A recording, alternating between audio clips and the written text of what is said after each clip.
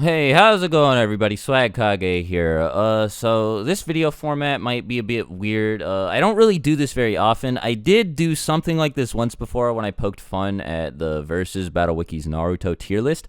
But I haven't really dabbled in this style of video making since then. But a lot of people have either mentioned or directly linked this list to me. And oh boy, it's a list made by Screen Rant.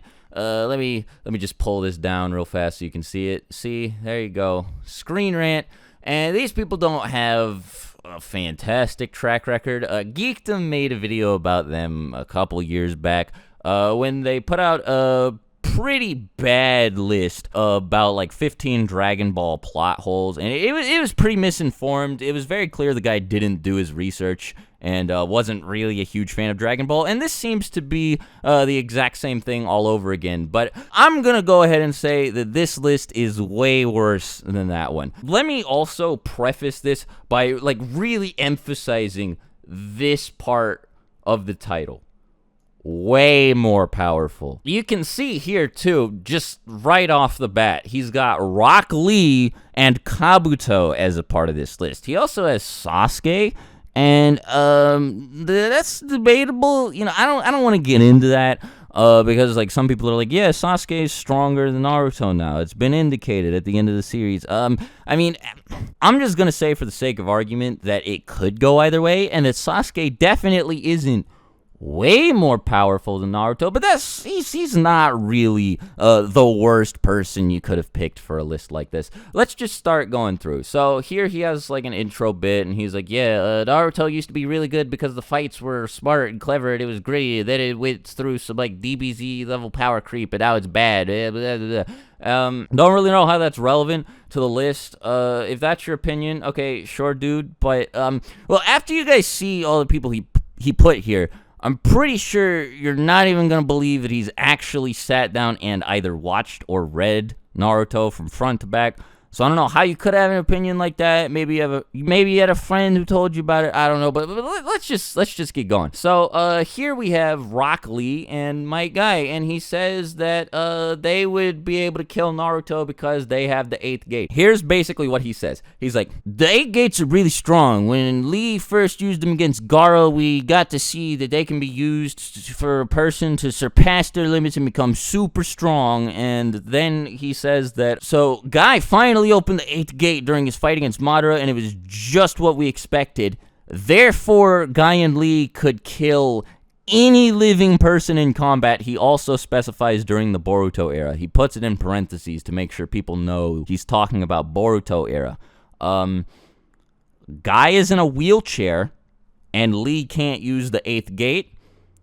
Even if they could, 8th gate guy couldn't really do anything against Madara. I mean, he did, like, blow off half of his body, but he did this after Madara stood there and, like, let him get ready to perform the night guy. And he also had assistance from, like, 4 people. Then Sage of Six Paths Naruto came out, not even at full power, and just whacked Madara around with no issues whatsoever. Madara was having a good time against Guy, but he was freaking out against Naruto. He was like, what is going on? What did Obito do back there? I need answers now. Yeah, anyway, moving on. Number 14, we have Orochimaru. So he says that Orochimaru could beat Naruto because basically nobody's been able to kill him yet. He manages to cheat death in one way or another a lot, and I mean, he only really does this one time. And second, he knows the Reaper Death Seal, so somehow, yeah, he'd be able to kill Naruto with the Reaper Death Seal. That's the guy's argument. And no, Hiruzen couldn't do it to Orochimaru. There is no way, given that information, that Orochimaru would be able to do the same thing to Naruto Uzumaki.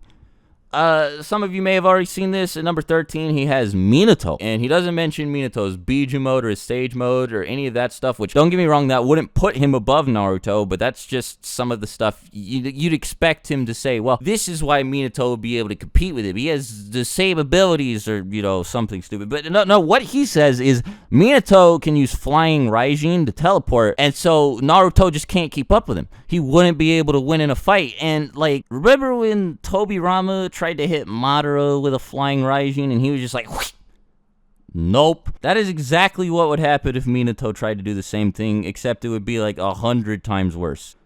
Next, Obito Uchiha. Obito could suck Naruto into the Kamui dimension, therefore he would win. That's this guy's reasoning.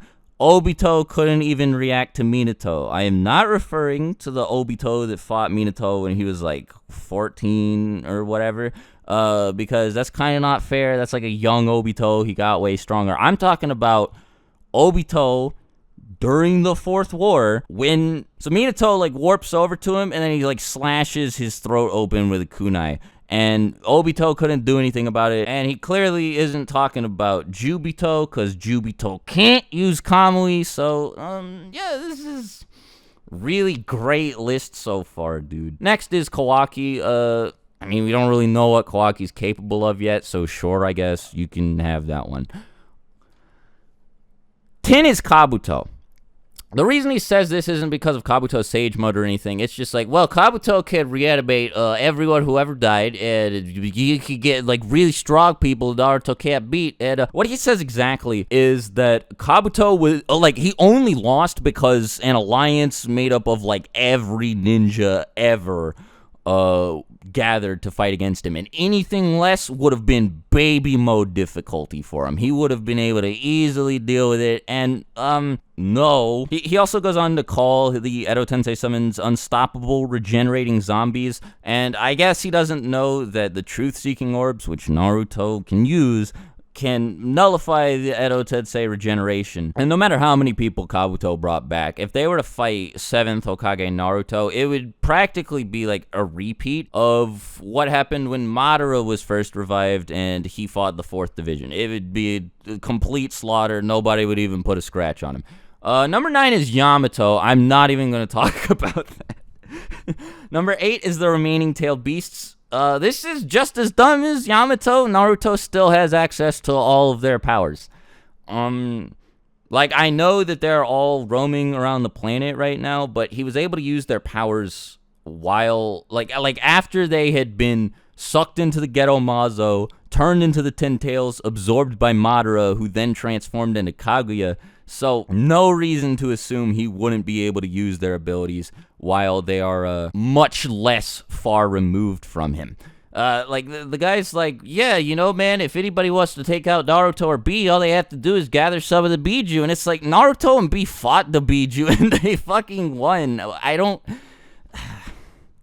Number 7 is Madara. This is iffy. It's debatable whether or not Hokage Naruto could beat Madara. That's something that I'd probably have to spend like a whole video talking about. So sure, you can have this one. I wouldn't go so far as to say that Madara is way more powerful than Naruto, but you know, fine.